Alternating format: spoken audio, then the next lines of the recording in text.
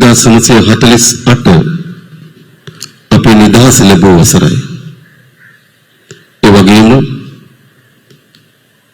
සියවස් ගණන් පුරා நாட்டின் கல்வித்துறையில் மிகப்பெரிய மாற்று யுகம் ஆரம்பிக்கப்பட வேண்டும் என ஜனாதிபதி அனுரகுமார திசாநாயக்க வலியுறுத்தியுள்ளார். இலங்கையின் 78வது சுதந்திர தின நிகழ்வில் கலந்து கொண்டு உரையாற்றும் போது ஜனாதிபதி இதனை தெரிவித்தார். அறியாமைக்கு பதிலாக அறிவையும், பழைய தவறான எண்ணங்களுக்கு பதிலாக முன்னேற்றத்தையும், பிரிவினைக்கு பதிலாக ஒற்றுமையையும் கொண்ட புதிய மனித வளத்தை நாம் உருவாக்க வேண்டும். இதற்கான புரட்சிகரமான பொறுப்பை ஏற்க எமது அரசாங்கம் தயாராக உள்ளது எனவும் அவர் சுட்டிக்காட்டினார். 133 ஆண்டுகால காலனித்துவ ஆட்சியிலிருந்து 1948 ஆண்டு சுதந்திரம் பெற்றதை நினைவு கூர்ந்த ஜனாதிபதி இதற்காக ரத்தம், கண்ணீர் மற்றும் வியர்வையை சிந்திய எமது முன்னோர்களை ஒருபோதும் மறக்க முடியாது என தெரிவித்தார். அவர்களின் தியாகத்தால் தான் இன்று நாம் சுதந்திர காற்றை சுவாசிக்கின்றோம். இந்த ஆண்டின் சுதந்திர தின கருப்பொருளான இலங்கையை கட்டி எழுப்புவோம் என்பது வெறும் முழக்கம் மட்டுமல்ல, அது எமது இறையாண்மை மற்றும் சுதந்திரத்தின் அடிப்படையில்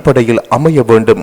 எமது முன்னோர்கள் கொண்டிருந்த உயரிய தொழில்நுட்ப அறிவையும் வரலாற்றையும் அடிப்படையாக கொண்டு இந்த புதிய பொருளாதார பாதையில் நாம் பயணிக்க வேண்டும்.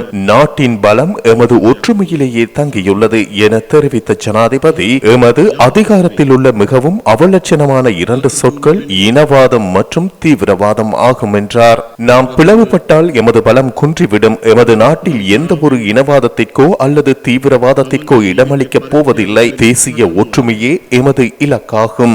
நீதி மற்றும் சட்டத்தின் ஆட்சி உறுதிப்படுத்தப்படும் போதே இலங்கையை கட்டி எழுப்புவோம் என்ற தொனிப்பொருள் அர்த்தமுள்ளதாக மாறும். சர்வதேச ரீதியில் இலங்கை ஒரு கௌரவமான நாடாக திகழ வேண்டும். சட்டமும் ஒழுங்கும் இல்லாத இடத்தில் அபிவிருத்தி சாத்தியமற்றதாகும். பழைய தவறுகளை களைந்து நல்ல விடயங்களை உள்வாங்கி பலமான பொருளாதாரத்தை கொண்ட புதிய இலங்கையை உருவாக்க அனைவரும் ஒன்றிணைய வேண்டும் எனவும் ஜனாதிபதி தனது உரையின் போது கேட்டுக்கொண்டார். උපයාගන්නා ශක්්‍යතාවයන්, ආර්ථික ඉහතලයේ අත්පත් කරගන්නා ජයග්‍රහණයන්, ඈත ගමේ පහළම පුරවැසියාගේ ජීවිතය උසස් කළ යුතුයි.